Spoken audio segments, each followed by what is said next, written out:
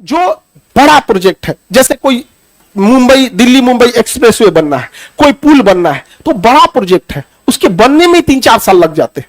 तो जो एस्टिमेट प्राकलन बनाया गया था वो तो अभी के हिसाब से बनाया गया, 3 साल बाद किस चीज की महंगाई क्या हो जाएगी किसी को नहीं पता।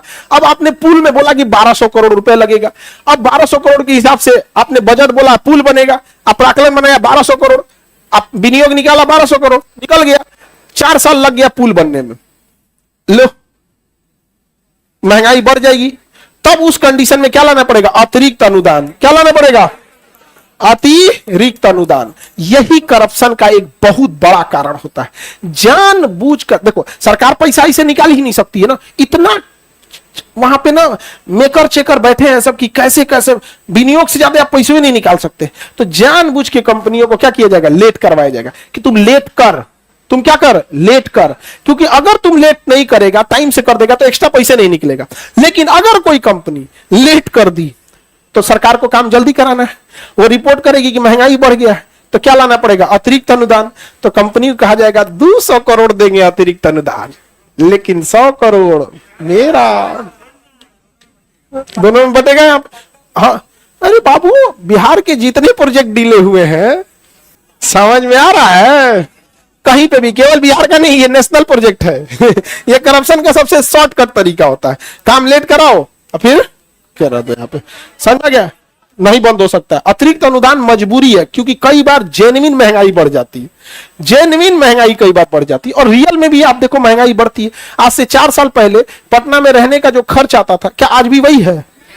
बढ़ जाता है यहाँ पे। तो जेन्युइन महंगाई बढ़ जाती है, तो आप इसे खत्म भी तो नहीं कर सकते। समझा गया?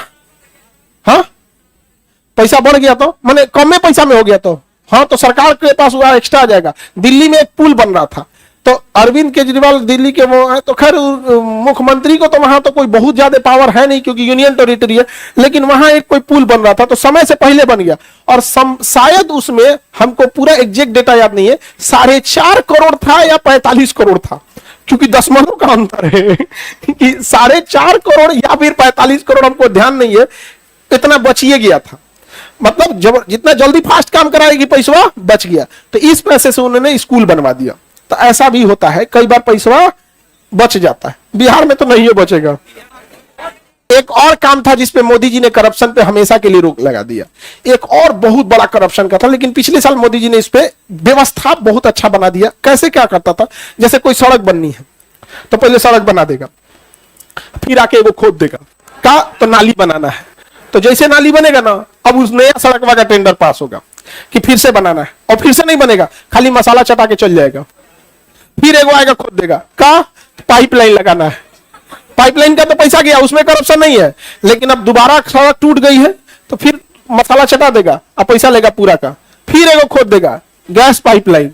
माने एगो सड़क का ना, जिस तरह डॉक्टर कैसे मरीज को अगर एडमिट कर लिया, जब न तब आके भाई साहब दे।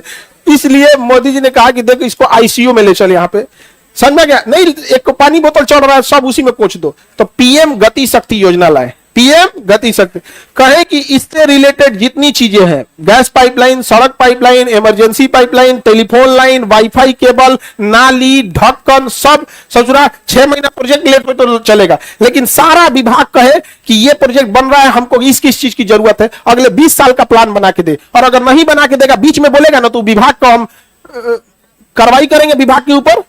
तो अब सब विभाग का जा गई लो, तो अब प्रोजेक्ट पे भले डीले हो जाए, लेकिन सबको अपना एनओसी देना है कि मुझे इस सड़क के नीचे कुछ नहीं करना है। देखना यहाँ पे गांधी सेतु बना है ना पटना में, तो गांधी सेतु बना होगा ना, तो साइड में ना 6 फीट का एगो एक्स्ट्रा जगह छोड़ा होगा, समझा गया? जिसमें से साइकिल विकिल जाता है, और उसके बगल में एगो पतला नाली टाइप का बनाया होगा यहाँ पे, उसका अभी भले यूज नहीं है, लेकिन वाईफाई का केबल उसी से जाएगा, गैस पाइपलाइन फ्यूचर में उसी से जाएगा, पेट्रोल पाइपलाइन उसी से जाना होगा। नहीं तो मोदी जी केम छो अच्छा काम किए कि नहीं किया?